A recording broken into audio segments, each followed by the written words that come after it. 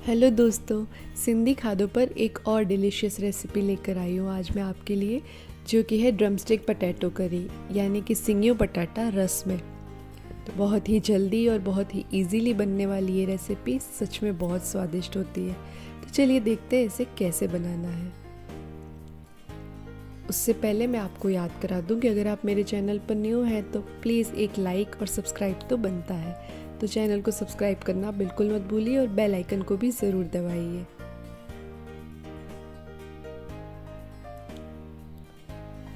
तो इसे बनाने के लिए मैंने 2 ड्रमस्टिक ली है और 2 आलू लिए हैं। अब मैंने इसे छील के अच्छे से वॉश कर लिया है, ड्रमस्टिक को भी और आलू को भी।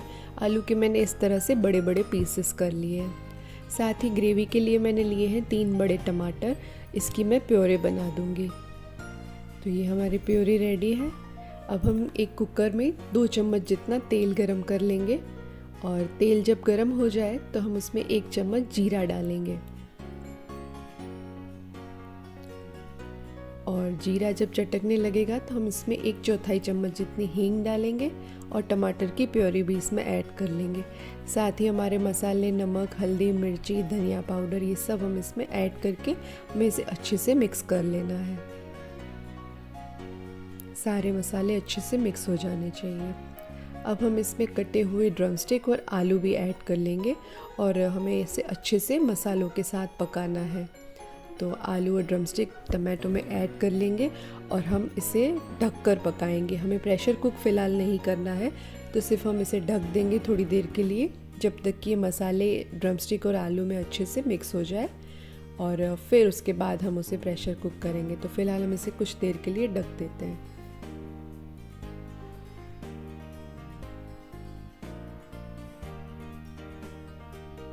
कुछ देर बाद चेक कर लेते हैं तो अच्छे से ग्रेवी में उबाल आ चुका है, मसाले भी पकने लगे हैं उसके साथ। तो अब हम इसमें 1 गिलास पानी ऐड कर रहे हैं। पानी ऐड करने के बाद हम इसे प्रेशर कुक करेंगे। हम इसे 3 सीटियों तक पकाएंगे, जिससे कि ड्रमस्टिक और आलू अच्छे से गल जाए। बस उसके बाद हमारी सब्जी हो जाएगी रेडी। तो इसे हम प्रेशर कुक कर लेते हैं।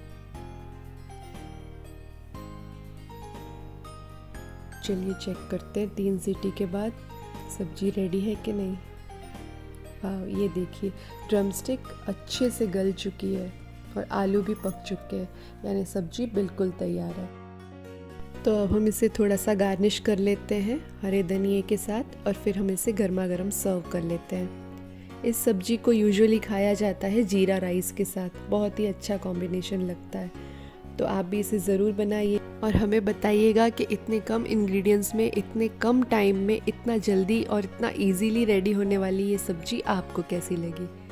वीडियो को एंड तक देखने के लिए थैंक यू सो मच। इसी तरह हमारे साथ बने रहिए ऑथेंटिक सिंधी रेसिपीज़ के लिए।